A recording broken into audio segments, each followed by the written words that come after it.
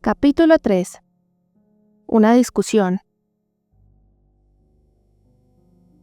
2 días más tarde, la señora Graham se presentó en Linden Carr, contrariamente a la suposición de Rose, quien sostenía la idea de que la misteriosa ocupante de Wildfell Hall desdeñaría por completo las observaciones comunes de la vida civilizada, opinión en la que la secundaban los Wilson, quienes atestiguaban que ni su visita ni la de los Millward habían sido devueltas todavía. Sin embargo, la causa de aquella omisión fue explicada, aunque no a la entera satisfacción de Rose. La señora Graham había traído consigo a su hijo, y cuando mi madre le expresó su sorpresa de que el niño fuera capaz de hacer una caminata tan larga, contestó: «Es un paseo muy largo para él, pero debía traerle conmigo o renunciar del todo a la visita, porque nunca lo dejo solo. Debo rogarle, señora Markham, que me excuse ante los Millward y la señora Wilson cuando los vea, pues me temo que no podré tener el placer de visitarlos hasta que mi pequeño Arthur sea capaz de acompañarme». «Pero tiene usted una criada», dijo Rose. «¿No podría dejar al niño con ella?» «Ella tiene otras ocupaciones que atender, y además es demasiado vieja para correr tras el niño. Y él es demasiado inquieto para estar sujeto a una mujer de edad». «¿Pero le permitió usted ir a la iglesia?» «Sí, una vez, pero no lo hubiera hecho por ninguna otra razón, y creo que en lo sucesivo tendré que arreglármelas para llevarla conmigo o quedarme en casa». «¿Es tan travieso?», preguntó mi madre, bastante impresionada. «No», replicó la dama, sonriendo tristemente, al tiempo que acariciaba con una mano el ondulado cabello de su hijo, que estaba sentado en un taburete a sus pies. «Pero él es mi único tesoro, y yo soy su única amiga, así que no nos gusta estar separados». «Pero querida, yo llamo a eso una chifladura», dijo mi franca madre. «Debería usted tratar de suprimir esos disparatados mimos, tanto para evitar que su hijo se eche a perder, como para salvarse usted del ridículo». «¿Echarle a perder, señora Markham?» «Sí, es malcriar al niño. Incluso a su edad no tendría que estar siempre pegado a las faldas de su madre. Debería aprender a avergonzarse de ello». «Señora Markham, le ruego que no diga esas cosas, al menos delante de él. Confío en que mi hijo no se avergüence nunca de querer a su madre», exclamó la señora Graham con una energía que asombró a los presentes. Mi madre trató de apaciguarla con una explicación, pero ella dio a entender que ya se había hablado bastante sobre el tema y cambió bruscamente de conversación. «Tal como me lo había imaginado», me dije. «El temperamento de la dama no es muy dulce, a pesar de su rostro delicado, pálido y su frente despejada, donde la reflexión y el sufrimiento parecen haber dejado su huella por igual». Durante todo ese tiempo yo permanecí sentado a la mesa en el extremo de la habitación, en apariencia absorto en la lectura de un número de la Farmer's Magazine, que dio la casualidad que estaba leyendo cuando llegó nuestra visitante. Había optado por no ser excesivamente cortés, y me había limitado a hacer una inclinación de cabeza cuando ella entró, y había seguido con mi ocupación. Al poco rato, sin embargo, me di cuenta de que alguien se estaba acercando a mí con paso cauteloso, lento y dubitativo. Era el pequeño Arthur, irresistiblemente atraído por mi perro Sancho, que estaba tendido a mis pies. Al levantar la vista, le vi a unos 2 metros, observando ávidamente con sus claros ojos azules al perro, inmóvil, no por el miedo al animal, sino por una timidez que le impedía acercarse a su dueño. No obstante, un arranque de valor le indujo a adelantarse. El niño, aunque tímido, no era hosco. Al minuto estaba arrodillado en la alfombra, con sus brazos alrededor del cuello de Sancho, y 1 o 2 minutos más tarde, el pequeño estaba sentado en mis rodillas, mirando con ávido interés los distintos tipos de caballos, ganado, cerdos y granjas modelo que aparecían en la revista que tenía delante. Miraba a su madre de vez en cuando para ver cómo le sentaba la idea de la recién nacida intimidad. Y comprendí, por la mirada de ella, que por una u otra razón no se sentía cómoda con el lugar que ocupaba el niño. «Arthur», dijo finalmente, «ven aquí. Estás molestando al señor Markham. Está ocupado leyendo». «De ninguna manera, señora Graham. Le ruego que le deje aquí. Estoy tan entretenido con él», alegué yo. Pero ella volvió a llamarle con la mirada y haciendo un ademán. «No, mamá», dijo el niño. «Déjame ver estas estampas primero. Después iré y te contaré cómo son». «Vamos a tener una pequeña fiesta el lunes, 5 de noviembre», dijo mi madre. «Y espero que venga usted, señora Graham. Puede traer al niño con toda tranquilidad. Le aseguro que seremos capaces de cuidar de él. Así podrá usted excusarse con los Millward y los Wilson. Ellos también vendrán». «Gracias, pero nunca voy a fiestas». «Oh, pero esta será una velada muy familiar. Empezará temprano y no estaremos más que nosotros y los Millward y los Wilson, a la mayoría de los cuales ya conoce, y el señor Lawrence, su casero, a quien seguro ya conoce». «Le conozco un poco, pero debe usted excusarme esta vez. Las tardes son ahora oscuras y húmedas, y Arthur, me temo, es demasiado delicado para exponerle a su influencia con impunidad. Debemos dejar para más adelante el placer de su hospitalidad, hasta que vuelvan los días más largos y las noches sean más cálidas». Entonces Rose, ante una insinuación de mi madre, sacó del armario del aparador una garrafa de vino, vasos y un pastel, y el refrigerio fue debidamente ofrecido a nuestros invitados. Estos compartieron el pastel, pero rehusaron con obstinación probar el vino, a pesar de los hospitalarios intentos de su anfitriona por servírselo. Arthur especialmente huyó del rojo néctar como aterrorizado y disgustado, y estuvo a punto de llorar cuando le insistieron que lo tomara. «No te preocupes, Arthur», dijo su madre. «La señora Markham cree que te sentaría bien después de un paseo tan agotador, pero ella no va a obligarte a tomarlo. Preferiría que no insistiera, señora. No soporta ni siquiera la vista del vino», añadió. «Y el olor casi le pone enfermo. Yo solía obligarle a beber un poco de vino o licor suave con agua como medicina cuando estaba enfermo, y la verdad es que conseguí que los detestara».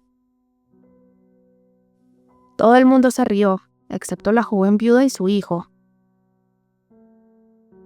«En fin, señora Graham», dijo mi madre, secándose las lágrimas de alegría de sus brillantes ojos azules.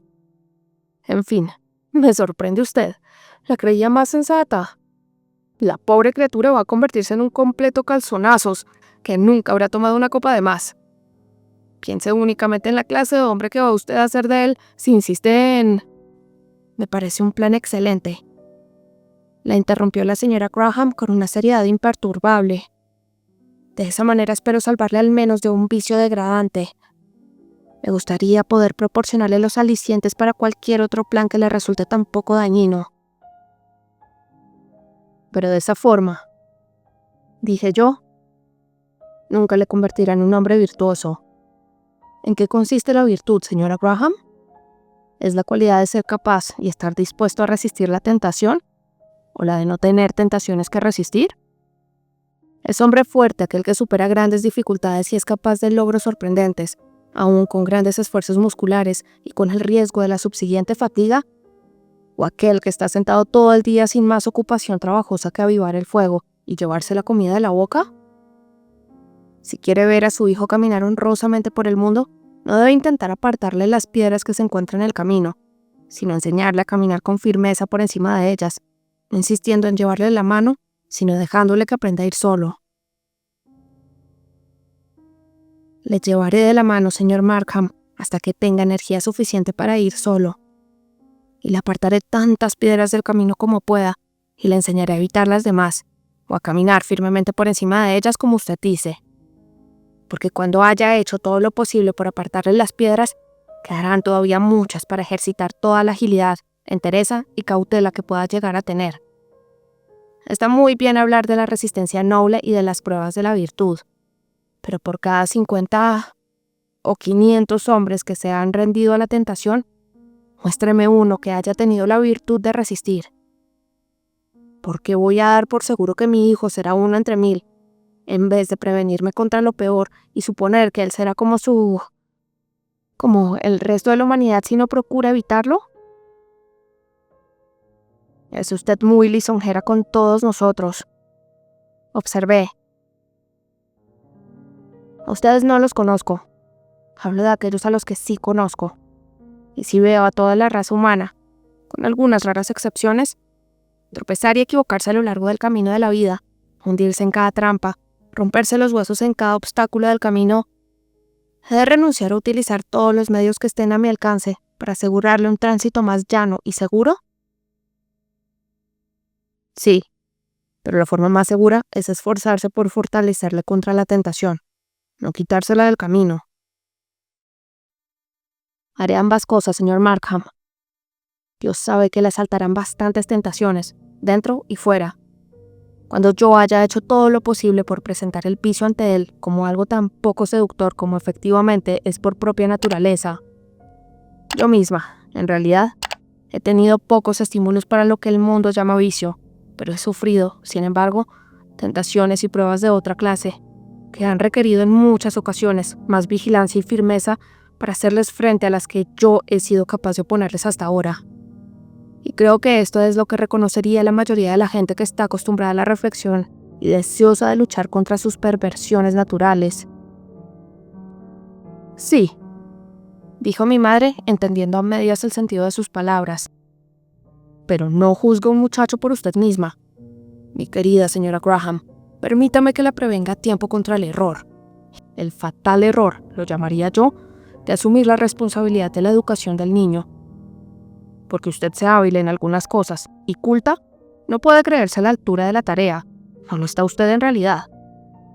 Y si insiste en su pretensión, créame que se arrepentirá amargamente cuando el daño esté hecho. Supongo que habré de mandarle a la escuela para que aprenda a menospreciar la autoridad y el afecto de su madre, dijo nuestra visitante con una sonrisa más bien amarga. Oh, no. Pero si quiere tener un muchacho que menosprecia a su madre, deje que ella lo guarde en casa y se pase la vida mimándole, obligada a transgredir con todas sus extravagancias y caprichos.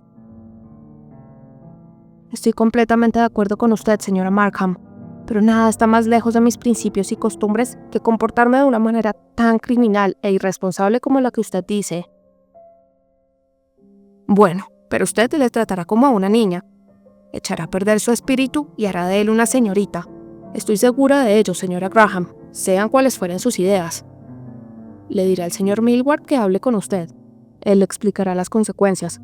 Se las expondrá de una manera tan clara como la luz del día. Y le dirá lo que usted debe hacer. Estoy segura de que será capaz de convencerla en un minuto. No tiene necesidad de molestar al vicario, dijo la señora Graham mirándome. Supongo que yo me sonreí ante la ilimitada confianza de mi madre en aquel notable caballero. El señor Markham cree que sus poderes de convicción son por lo menos iguales a los del señor Millward. Si no le presto atención a él, tampoco me convencerá a nadie. Aunque sea capaz de hacer milagros, él puede decírselo.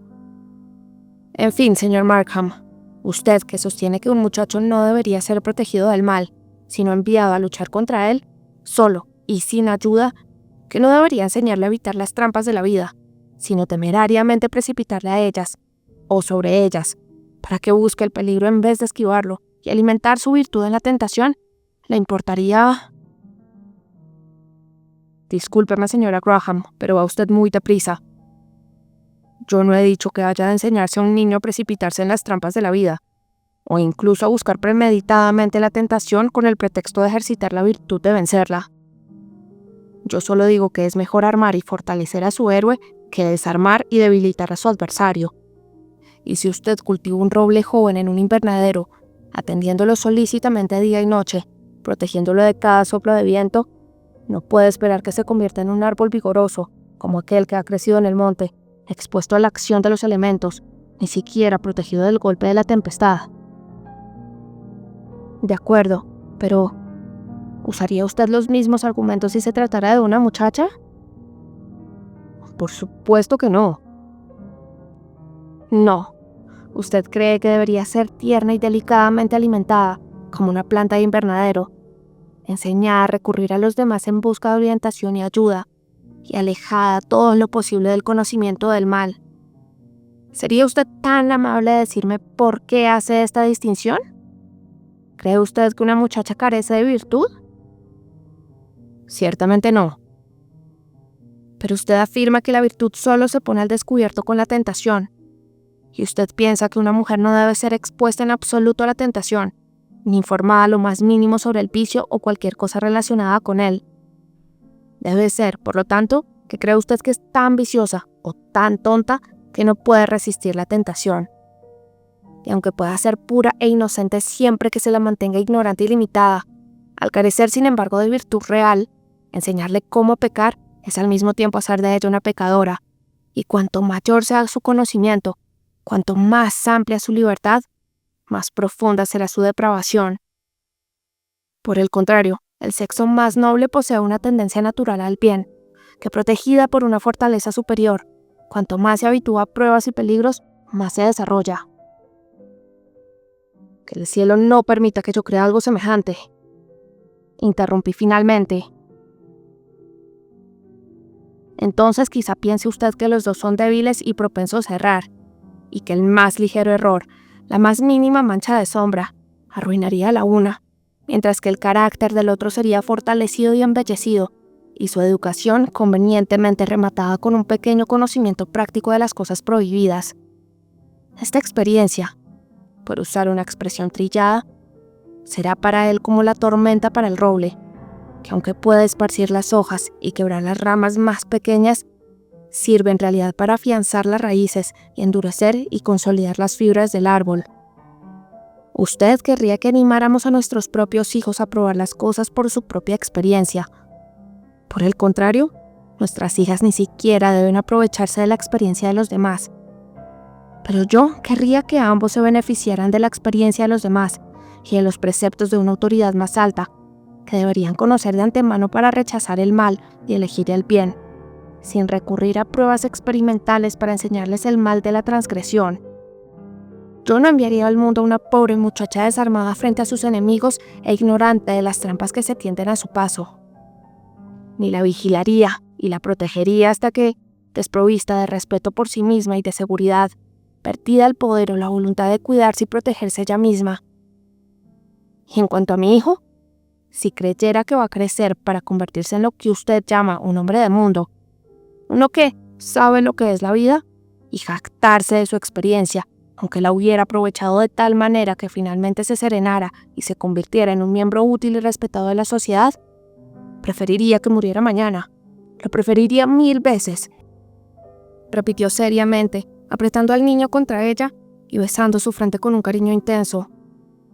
Desde hacía algún rato, había abandonado a su nuevo compañero y permanecía de pie cerca de la rodilla de su madre, mirando su rostro y escuchando con silencioso asombro su incomprensible discurso. Bueno, ustedes las damas siempre tienen que tener la última palabra, supongo, dije yo, observando que se levantaba y comenzaba a despedirse de mi madre. Puede usted tener todos los argumentos que quiera, pero no puedo quedarme a escucharlos. No, de eso se trata. Solo oyen ustedes de una discusión lo que quieren. El resto podemos decírselo a las paredes. Si tiene usted necesidad de decir algo más sobre el tema, contestó ella mientras le tendía la mano a Rose. Debería usted llevar a su hermana a visitarme algún día y escucharé, con toda la paciencia que pueda usted desear, todo lo que quiera decir. Preferiría ser aleccionada por usted que por el vicario, porque tendría menos reparos en decirle al final del discurso que mi opinión sigue siendo la misma que al principio. Como sería el caso, estoy persuadida, con el respeto debido a los dos lógicos. Sí, desde luego, contesté yo, decidido a mostrarme tan irritante como ella. Porque cuando una dama consiente en escuchar un argumento que va en contra de sus opiniones, siempre está decidida de antemano a resistirse a él, a escuchar solamente con sus oídos corporales, cerrando a cal y canto sus órganos mentales al razonamiento más poderoso. «Buenos días, señor Markham», dijo mi bella antagonista con una sonrisa de conmiseración. Sin dignarse a replicar, se inclinó ligeramente y se dispuso a salir. Pero su hijo, con infantil impertinencia, la detuvo exclamando: «Mamá, ¿no le has dado la mano al señor Markham?». Ella se volvió sonriente y me tendió la mano. Se la apreté rencorosamente. Estaba molesto por la continua injusticia a la que me había sometido desde nuestro primer encuentro. Sin conocer nada de mi carácter y mis principios verdaderos, se sentía evidentemente predispuesta contra mí y parecía resuelta a mostrar que, en lo que me atañía y sobre cada particular, sus opiniones apuntaban muy por debajo de las que yo tenía de mí mismo. Yo era naturalmente quisquilloso. Si no, no me hubiera sentido tan vejado. Quizá también estaba un poco mimado por mi madre y mi hermana, y algunas otras damas conocidas mías. Y sin embargo, yo no era de ningún modo fatuo. De eso estoy completamente convencido, lo creas o no.